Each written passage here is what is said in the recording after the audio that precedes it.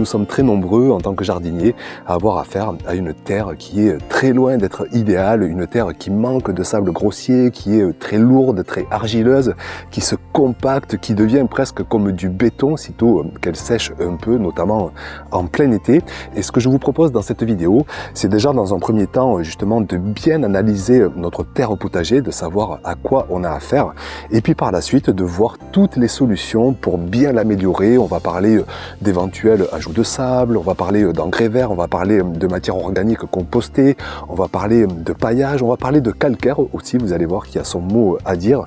Donc beaucoup de thématiques, beaucoup de solutions, parce qu'on peut vraiment arriver à tout pour avoir la meilleure terre qu'il soit. Donc en avant pour cette nouvelle vidéo.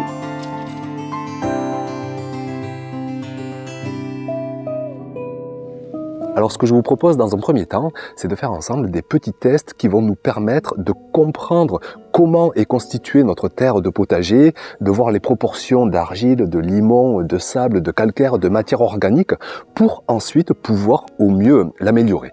Donc vous avez 3 tests différents, à la fois le test du boudin, le test du bocal, le test au vinaigre blanc. On va voir aussi qu'on peut faire une analyse de sol, et tout ça vraiment va nous permettre de bien comprendre notre terre de départ. Donc je commence par le test du boudin. Vous prenez tout simplement une motte de terre, vous allez la chercher à 5-10 cm de profondeur. Moi je vous montre par exemple ce test sur ma terre de départ, je vais la chercher à l'extérieur de mon potager, là où je n'ai pas amélioré la terre depuis ces 10 dernières années. J'enlève quand même les plus gros cailloux, et vous allez prendre une terre qui est quand même bien humide d'une dernière pluie, et vous allez essayer de faire un boudin en modelant dans votre main, et vous allez avoir plusieurs indications. Si vous n'arrivez pas du tout à faire un boudin, c'est que vous avez beaucoup de sable grossier dans votre terre et vous n'avez pas donc une terre lourde, compacte. On se rapproche d'une terre qui est très sableuse, notamment pour beaucoup d'entre vous qui êtes dans l'ouest du pays, dans les Landes, là où on cultive d'ailleurs beaucoup de carottes. Eh bien vous avez une texture très sableuse avec la chance d'avoir très peu de compaction. Si au contraire vous arrivez à faire un boudin qui commence un petit peu à s'allonger, mais qui commence à s'effriter rapidement sitôt que vous allez affiner le boudin, c'est que vous avez une terre qui commence à avoir beaucoup de limon. Ce sont des particules un petit peu plus fines qui commencent à avoir aussi un petit peu d'argile, et là vous rentrez déjà dans un contexte de terre un petit peu plus lourde qui aura un petit peu tendance à se compacter.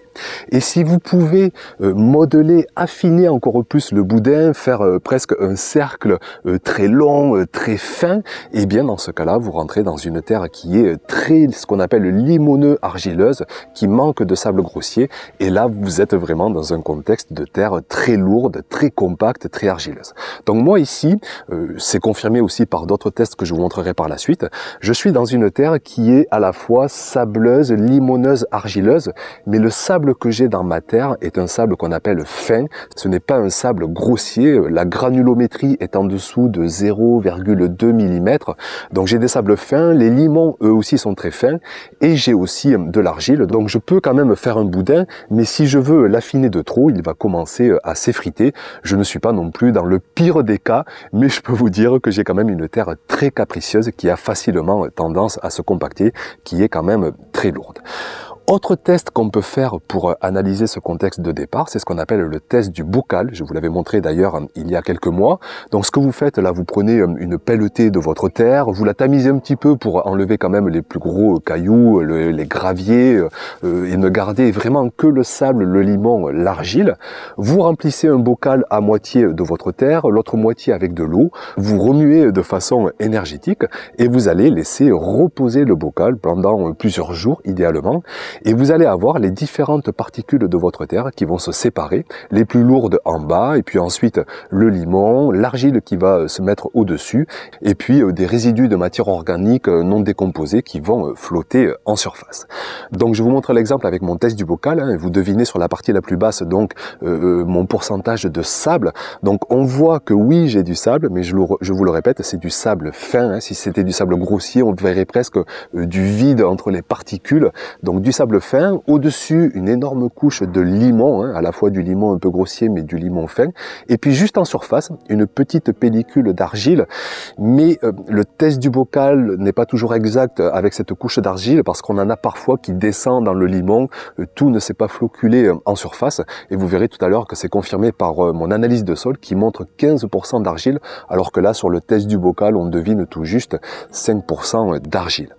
Ce dont il faut parler aussi, c'est du pourcentage de matière organique. On verra tout à l'heure que c'est vraiment très important. On peut le voir à l'œil nu par la couleur de votre terre. Plus elle est foncée, plus elle est noire, plus ça montre une présence de matière organique décomposée qui se lie aux particules d'argile, de limon.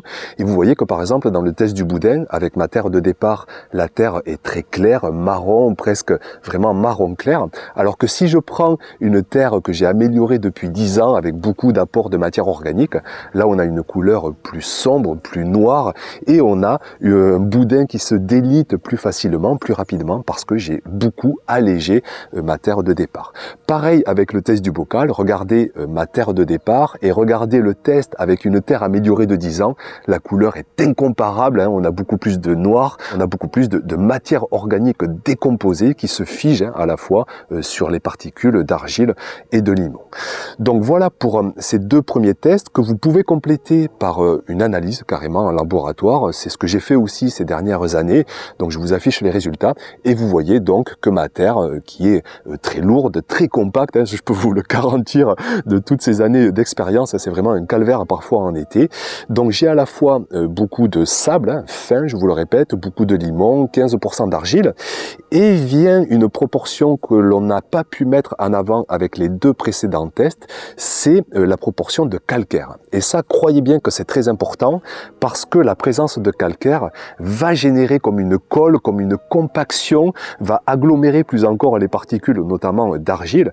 Et c'est ce qui fait, par exemple, dans mon contexte, que j'ai un sol qui se compacte très fortement parce que j'ai plus de 10% de calcaire. Je me souviens de l'indicateur là de mon calcaire libre, je vous mets le graphique à l'écran avec le curseur là qui est complètement à droite, très éloigné de la quantité optimale.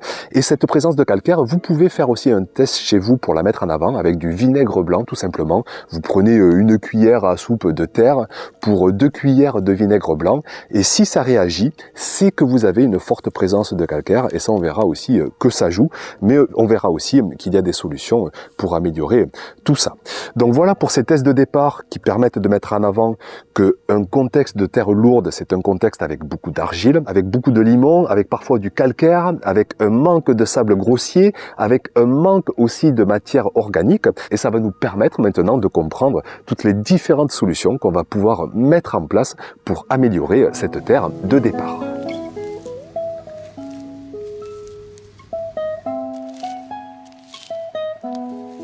Alors la première solution à laquelle on pourrait penser, c'est de se dire pourquoi pas amener du sable, notamment du sable grossier, puisqu'on a vu avec les tests que quand on a affaire à une terre qui se compacte, une terre lourde, c'est souvent une terre qui manque de proportion de sable grossier. Alors, oui, on peut envisager cette solution, mais attention parce qu'elle peut faire plus de dégâts qu'autre chose. Combien de jardiniers qui m'ont témoigné, j'ai apporté du sable et ça a bétonné encore plus, ça a fait un carnage. Donc les précautions à prendre, la première, c'est la granulométrie du sable qu'on va apporter. Il faut absolument des particules de sable qui soient supérieures à 0,2, 0,3, voire même 0,5 mm pour être sûr d'avoir un côté qui va alléger le sol. Un sable aussi qui soit non calcaire, parce qu'on le verra tout à l'heure, le calcaire joue, favorise au fait de colmater les particules d'argile. Donc il faut ce qu'on appelle un sable siliceux, un sable de rivière, un sable de gravière, éventuellement du sable à béton, qui est souvent du sable grossier. Et celui-ci, vous allez pouvoir l'envisager pour alléger votre terre. Autre précaution aussi qu'il faut prendre, c'est que en amenant du sable, on va favoriser aussi un apport de matière organique, notamment du compost, pour bien le retenir, pour éviter qu'il ne descende dans votre sol, parce que vous l'avez vu tout à l'heure dans le test du bocal, si jamais on met beaucoup d'eau, qu'on remue tout ça, le sable va descendre en profondeur. Et si jamais vous êtes adepte du motoculteur, si jamais vous avez des grosses pluies, vous allez travailler votre sol et le sable, petit à petit, avec la flotte, avec les pluies, avec les orages, va descendre en profondeur. Donc si vous apportez du sable, Premièrement, oui, on va l'intégrer délicatement sur les premiers centimètres de sol, mais on va y apporter en même temps des composts. On va le couvrir par la suite avec des paillages pour éviter les grosses pluies. Et on va essayer, si possible, de rentrer dans une philosophie de très peu de travail de sol pour laisser ensuite le sol se structurer, la vie, l'activité biologique, coller ce sable aux particules de limon, d'argile, de matière organique pour vraiment améliorer son sol. Donc je vous montre quelques images ici, quelques exemples. J'ai fait là d'ailleurs un test sur 1 mètre carré avec 30 kg de sable. Alors c'est l'occasion aussi de parler des proportions. Avec 20-30 kg, on ne va pas du tout complètement modifier la texture. Il faudrait 100-200 kg, ce qui est énorme franchement. Se pose aussi la question écologique de remuer de telles quantités de sable, un tel poids de sable. Moi je vous avoue que ce n'est pas du tout la solution que je préconise. Vous verrez tout à l'heure les autres, mais on va voir ensemble ce test. Donc vous me voyez intégrer ces 30 kg de sable avec aussi 2-3 grosses pelletées de compost pour mieux le retenir encore sur les 8-10 premiers centimètres. Et puis je couvre de suite avec des résidus de culture, avec un paillage de matière organique non décomposée en surface pour vraiment éviter que ce sable se fasse lessiver, qu'il ne descende en profondeur si jamais il y a de grosses pluies qui se profilent. Donc voilà pour la première solution que vous pouvez utiliser. Ce n'est pas du tout ma préférée parce que niveau écologique, parce que niveau manutention, niveau logistique, ça demande quand même beaucoup de contraintes, je trouve, et je pense que ce n'est pas la solution idéal. Donc on va passer maintenant à la deuxième solution qui est l'amélioration de votre terre lourde, compacte, argilo-limoneuse ou avec du sable mais uniquement du sable fin. Vous allez pouvoir l'améliorer avec la matière organique. C'est ce que je vous montre maintenant depuis 10 ans, mais je vais vous le résumer là dans cette vidéo. Vous avez deux approches différentes de la matière organique, à la fois par de la matière organique compostée, décomposée avec des composts de végétaux, avec des composts de fumier, avec des composts qu'on fait à la maison, avec les restes de cuisine qu'on va mélanger avec des feuilles mortes, avec des brindilles, avec des matières sèches. On a affaire donc à du beau compost bien décomposé et ça va nous permettre vraiment de alléger notre terre de départ, de pouvoir favoriser l'activité de la microbiologie, des bactéries, on va favoriser la formation d'agrégats. Tout ça va se lier avec les particules d'argile, de limon, ce qu'on appelle le complexe organo-minéral. Et c'est très important, c'est vraiment génial comme approche. Donc moi depuis 10 ans, chaque saison, j'apporte 1-2 cm de compost, c'est l'équivalent de 2 à 3 kg par mètre carré. La première année, on peut même monter à 5-10 kg au mètre carré pour vraiment alléger son contexte de départ. Soit vous l'intégrez vraiment sur les 5-10 premiers centimètres, soit vous le laissez en surface, ce compost, mais dans ce cas-là, il faut le faire sur un sol qui est bien humide, qui est déjà bien décompacté, bien aéré, bien vivant, pour que l'intégration puisse se faire par l'activité micro-macro-biologique. Donc, première voie d'amélioration par les composts, on appelle ça l'or noir du jardinier. Je peux vous dire que moi j'en rêve toutes les saisons, j'en fais. Chaque fois que j'ai une pelletée là entre les mains, je trouve ça génial. Et puis quand je vois aussi les résultats bien sûr sur les cultures, c'est formidable parce qu'en plus le compost va libérer petit à petit des minéraux essentiels pour nourrir nos cultures potagères. Et puis la deuxième approche maintenant, ça va être par la matière organique mais non grossière, ce qu'on appelle tout simplement le compost de surface ou des paillages de surface qui vont à la fois nourrir l'activité biologique, qui vont protéger le sol, notamment de la pluie battante qui tasse, qui est compacte, qui va comprimer là, notre sol qui est déjà lourd, qui est déjà argilo-limoneux. Donc on va protéger tout ça avec une couche, soit de foin, de paille, de tonte, de broyat, de résidus de culture, tous les paillages que vous pouvez trouver rapidement sous la main. Et ça aussi, je vous le montre depuis 10 ans sur la chaîne. Hélas, j'en ai jamais assez parce que moi ici, j'ai 200 mètres carrés de cultivé, donc ça fait beaucoup de surface à couvrir. Et parfois, je me retrouve hélas avec des sols à nu et pas de mystère, rapidement, ces sols vont se compacter beaucoup plus rapidement parce que ça manque de nourriture pour l'activité biologique, pour les vers de terre, pour les bactéries, pour les cloportes, pour vraiment toute la faune macro-microbiologique qui fait des galeries, qui aère, qui structure, qui fait des agrégats, qui vraiment allège notre terre très lourde de départ. Et si on manque de matière organique grossière en surface, rapidement on risque d'avoir une compaction. Donc dans l'idéal, on peut marier ces deux approches comme je le fais depuis 10 ans ici sur ce potager, à la fois avec des matières organiques décomposées, compostées, qui vont vraiment offrir un contexte de vie, notamment pour l'activité bactériologique, mais aussi apporter des matières organiques plus grossières en surface pour vraiment apporter la vie, pour apporter l'énergie à notre sol, pour attirer et nourrir l'activité micro-macro-biologique. Donc voilà pour vraiment cette approche de la matière organique.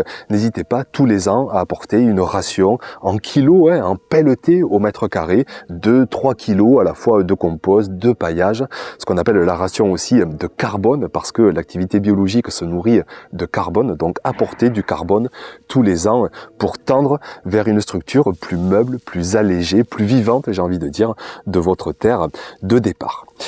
Ensuite, autre solution à laquelle on peut penser, c'est la solution des engrais verts. Là aussi, je vous l'ai montré ces dernières années sur la chaîne. Encore cet automne, j'ai semé un mélange de seigle, de vesse, de féverole, d'avoine. Toutes ces cultures vont avoir la formidable capacité de faire un réseau racinaire qui va descendre en profondeur, qui va décompacter, qui va un petit peu acidifier en plus le sol, qui lui aussi va favoriser la génération, la fabrication d'agrégats, et tout ça va alléger cette texture qui va avoir tendance à se compacter. Donc ces engrais verts, on peut les semer en septembre, en octobre, en novembre, dernier délai. Ils vont commencer à pousser, ils vont résister à l'hiver pour la plupart d'entre eux. Je pense notamment au seigle, je pense à la vesse.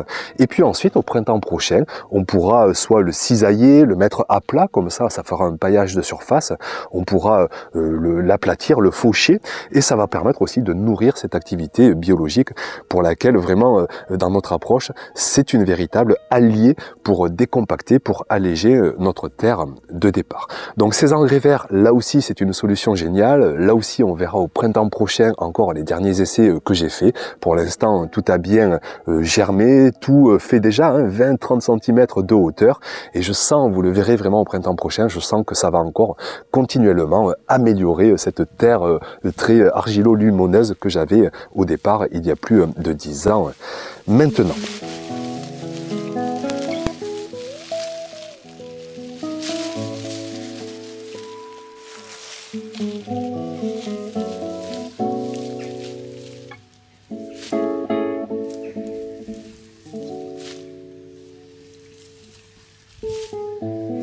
Autre solution à laquelle on pourrait penser, cette fois-ci, c'est de se dire pourquoi pas tout simplement travailler mécaniquement son sol. Je pense notamment à l'engin du motoculteur.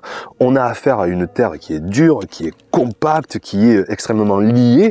Pourquoi pas passer une fraise rotative, une motobinette, dégommer, j'ai envie de dire, exploser, décompacter tout ça et se retrouver avec un contexte beaucoup plus meuble, beaucoup plus aéré. Alors dans cette vision, oui, effectivement, ça va marcher, mais vraiment sur du court terme. On va vraiment exploser la structure de sol, on va engouffrer de l'air. Souvent, je vous l'ai dit, mais j'ai un passé de boulanger. Moi, ça me fait penser en fait à la fabrication de la baguette blanche. Vous savez, cette fameuse baguette.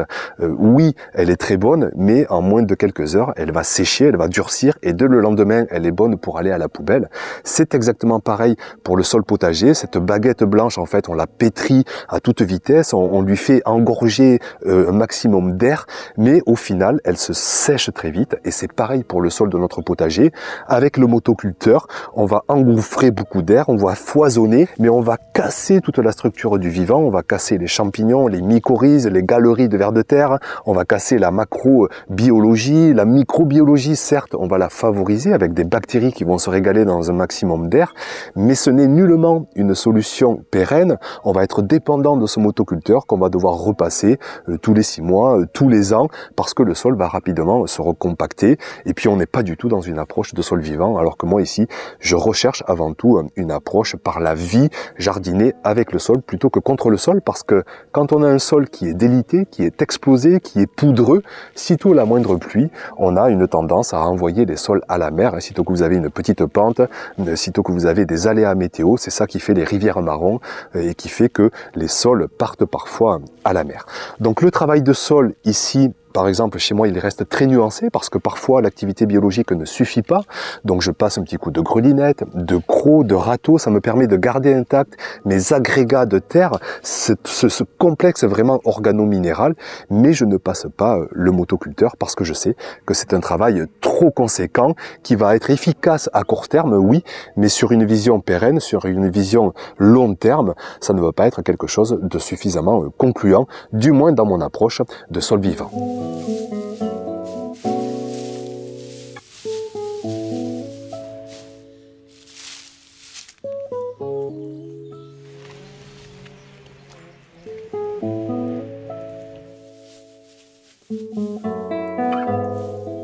Ensuite, il reste deux paramètres dont il faut absolument prendre compte aussi si vous voulez toujours tendre vers une meilleure amélioration de votre terre de départ.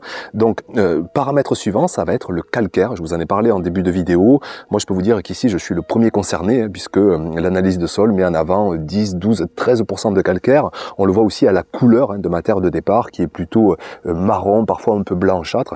Et ça, c'est souvent un signe de calcaire. Donc, vous avez ce test au vinaigre blanc qui vous permet de le mettre en avant. Et si vous en avez, là vous avez plusieurs pistes de solutions. La première, ça va être en fait là aussi de tout miser sur la matière organique, à la fois décomposée, à la fois de surface, à la fois aussi les engrais verts, parce que vraiment cette approche par la matière organique, par les engrais verts, qui sont aussi de la matière organique, tout ça va avoir tendance à un petit peu acidifier le sol chaque saison, à favoriser vraiment un bel équilibre général du sol. Ce que vous pouvez faire aussi, c'est rajouter un petit peu de soufre élémentaire toutes les saisons. C'est ce que j'ai eu fait il y a 5-6 ans, c'est ce que j'ai refait encore l'automne dernier. Et petit à petit, je constate, avec notamment des analyses de sol, que j'ai mon pH, ce qu'on appelle donc le pH, c'est ce qui reflète vraiment le taux de calcaire, la présence vraiment de calcaire dans le sol. J'ai ce pH qui au départ était à plus de 8, je crois 8,4, et puis c'est passé à 8, et puis à 7,9, à 7,8. C'est toujours trop de calcaire, mais je vais vers la bonne direction. Donc du soufre élémentaire, mais surtout et avant tout, je vous dirais, une approche là aussi par la matière organique.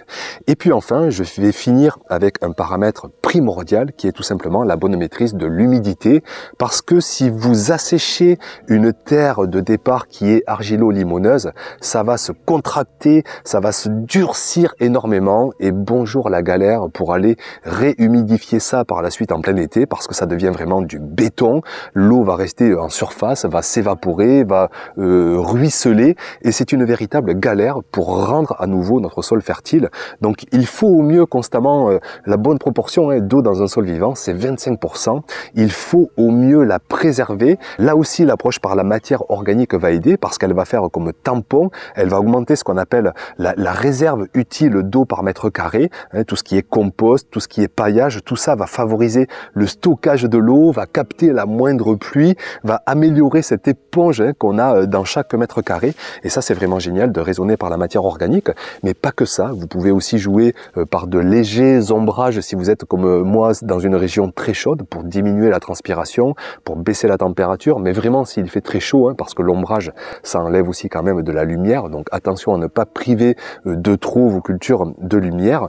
Jouer de paillage donc pour éviter trop d'évaporation, d'avoir constamment un sol humide, parce que je vous le répète depuis 10 ans, l'humidité, l'eau, c'est la vie, c'est le moteur de l'activité biologique, c'est le moteur d'une bonne structure, d'une bonne aération, d'une bonne décompaction, c'est le moteur aussi qui va permettre de minéraliser nos apports de matière organique, vous savez ces minéraux dont les cultures se nourrissent, donc il faut constamment un sol humide comme une éponge essorée, et ça c'est à vous, au travers de vos apports de matière organique, de vos apports de paillage, au travers parfois d'un léger arrosage quand il manque cruellement de pluie et que les besoins en eau dépassent ce que la pluie va apporter.